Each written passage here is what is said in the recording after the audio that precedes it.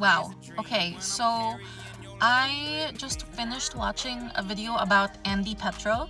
He's this old man who made a video in 2022 about a near-death experience that he had in 1955 where he drowned, but rather than drowning, he was able to leave his body and transcend to look through a tunnel and then a light and be able to communicate with the light to understand the reason for like living here on earth and what goes on after life and a bunch of things that I just truly resonated with, so I wanted to share with you guys.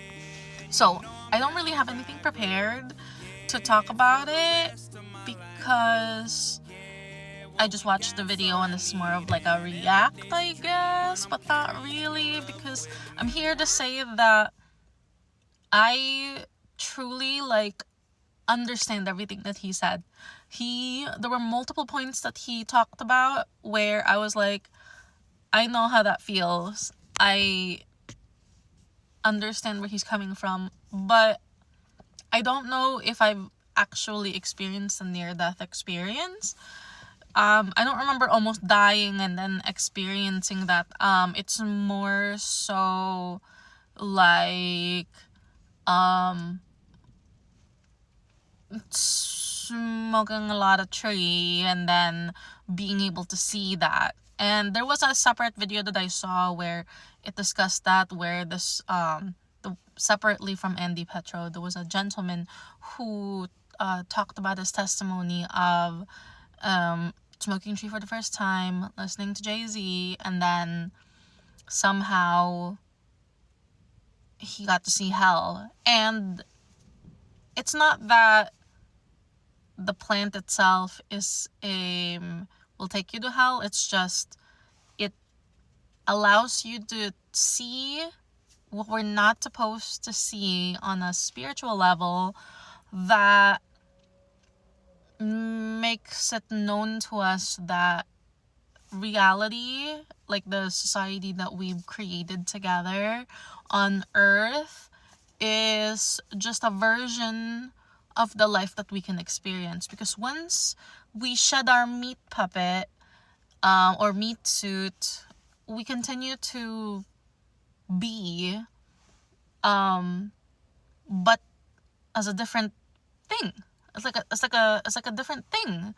And going back to this video about Andy Petro, where he talked about a bunch of things, like he talked about going through this near-death experience of like drowning, and then he went through a tunnel, and then somehow he got to a place where he realized that he was just a holographic piece of a whole kaleidoscope of experiences, and everybody gets to experience what this is. And he said that his why he's living on earth is to experience joy. Well, bro, you won the fucking what is it called, lottery of existence. You know, congrats to you that is your reason for being here. Because the thing that I think people don't understand is we all have different reasons for being here, and it's not the same. And really awesome for Andy's to be just experiencing joy. Super basic, very much his life is an essay answering that open-ended essay question. Now, another thing that he talked about, I realized I wasn't smiling, and then I was like, I love it when I smile. Anyway, one of the things that he talked about in his experience is actually realizing that we keep coming back. So that's the idea of reincarnation, right? Some cultures and religions view reincarnation to be an integral part, which to an extent it is. I can hear some of my fellow Christians being very upset that I just said that reincarnation exists, but In a way, it does. It's just I'm not sure how to explain it, because that and my Christian faith go together.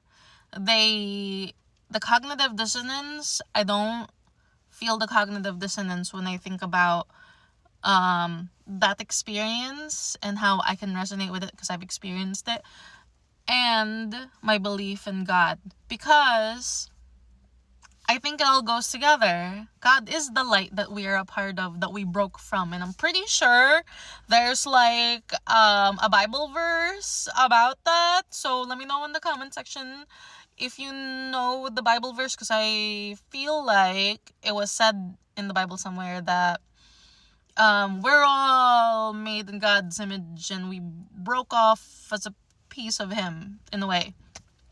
Maybe I'm multiplying two things at the same time. Anyway, what else did he say that really resonated with me?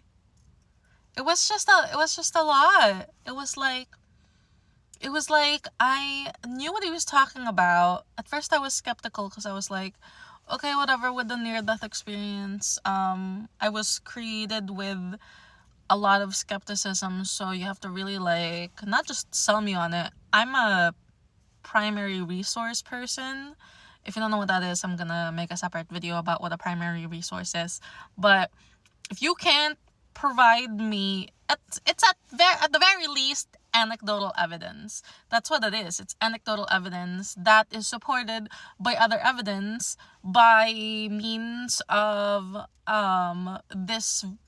I'm gonna read this book by Dr. Moody, Life After Life. I have to read it. I feel like I've been dulling my brain a lot to multiple experiences that have been spiritual, and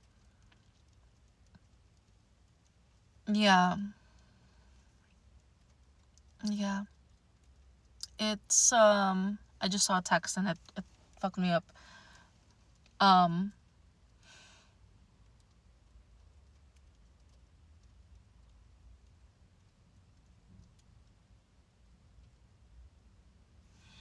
Everybody has a mission. Everybody has a quest when there's multiple quests.